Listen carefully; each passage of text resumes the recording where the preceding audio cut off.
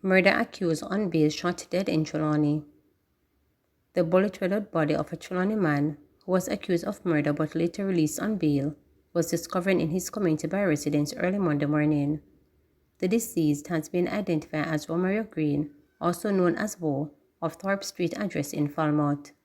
Reports are that about 12:15 a.m., residents alerted the police to a body lying on the road in a section of Tilston. Upon their arrival, the police saw the body with what appeared to be gunshot wounds. The motive for the killing has not yet been established. Security guard charged with beating teen at bus stop. A security guard was arrested and charged after he allegedly beat a 14-year-old boy at a bus stop in Pembroke Hall, Kingston on Thursday, January 25th. Charged with assault occasioning bodily harm and malicious destruction of property is 42-year-old Dwayne Lemon of Walton Park Road in Kingston.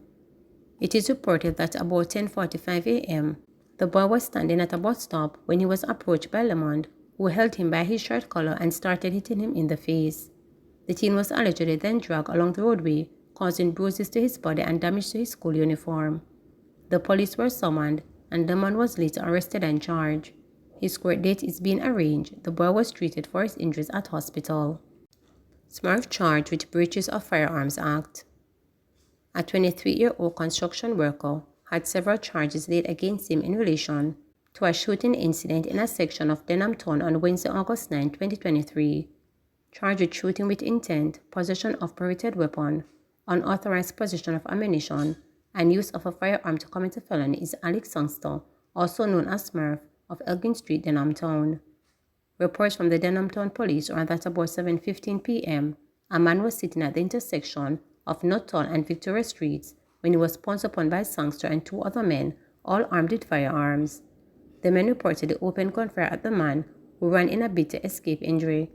The attackers reportedly escaped in the area.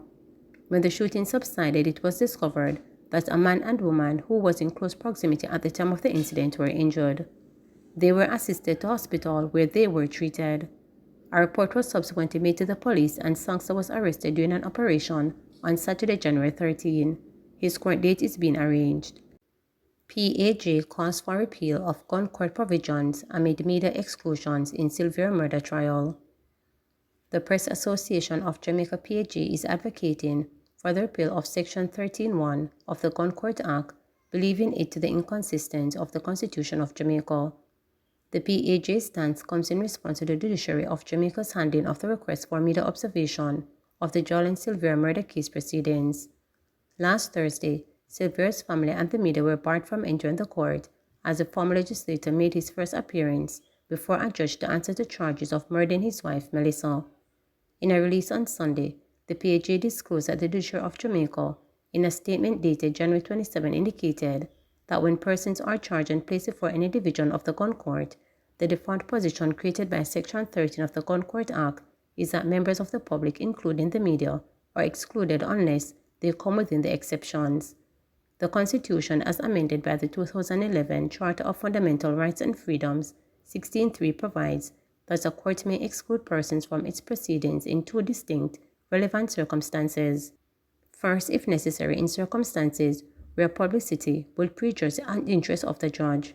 Second, where the court is empowered or required to do so by law in the interest of defense, public safety, public order, public morality, the welfare of children, or to protect privacy, the release read.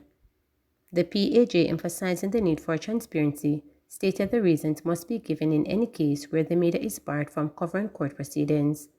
In its previous statement, the association urged the judge to explain the basis for excluding the media. Especially where there are multiple bases for exclusions, the judge must give reasons and indicate which one she is invoking. Vague and arbitrary statements about a judge's use of discretion without more or not be reiterated sufficient, the statement read.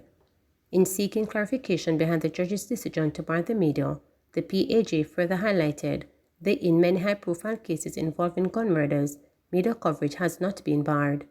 Exclusion from court for legitimate reasons should be the exception and not the norm, it's noted. JCF Welfare Department offering support to family and colleagues of DSP who drowned in St. Anne. The Police High Command says its Welfare Department, Chaplaincy and Medical Services Branch are offering support to the immediate family and colleagues of the late Deputy Superintendent of Police, Delroy Johnson.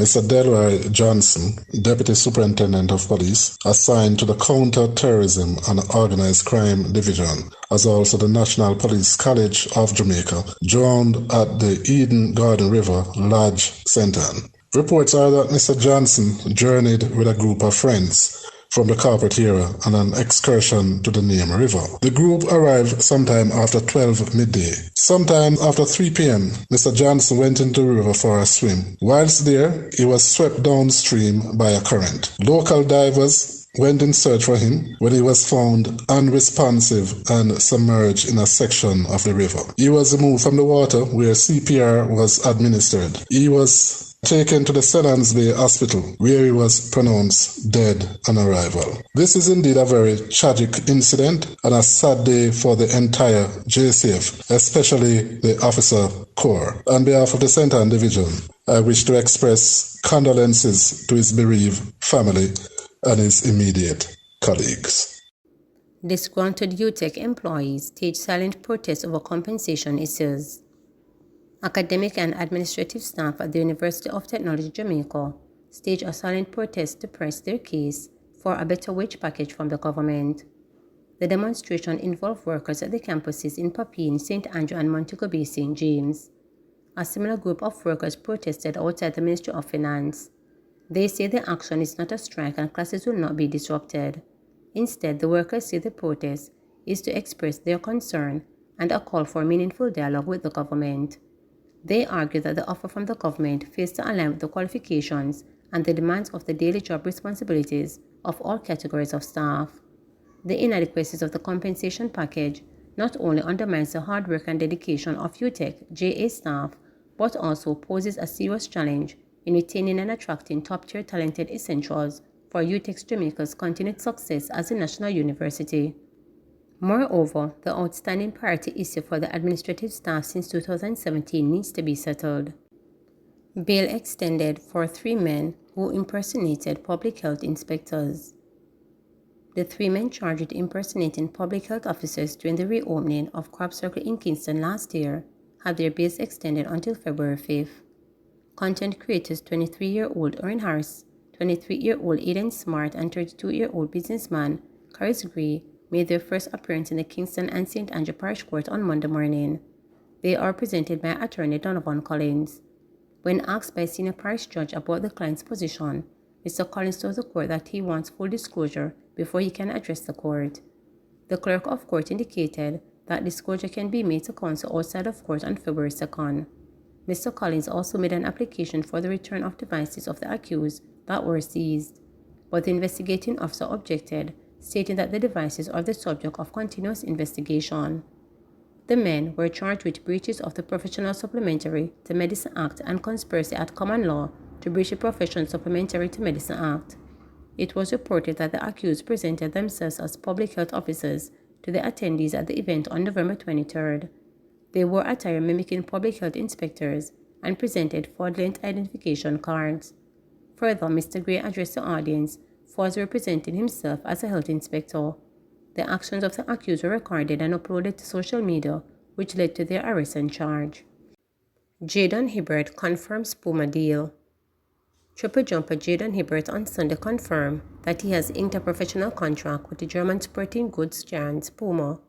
The move was officially announced on Monday by Hibbert, who posted several photos on his Instagram account in Puma apparel with the caption, "Super excited for this journey with the fam."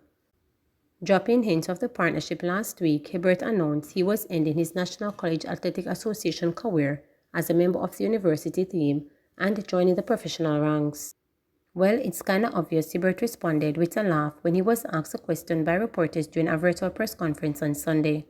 Hibbert had signed a name, image, likeness nil deal with Puma late in his freshman year and had competed in Puma spikes at the Hurdles Diamond League meet in Monaco and also at the Jamaica Athletics Administrative Association's National Championships and the World Athletic Championships in Budapest, Hungary last year.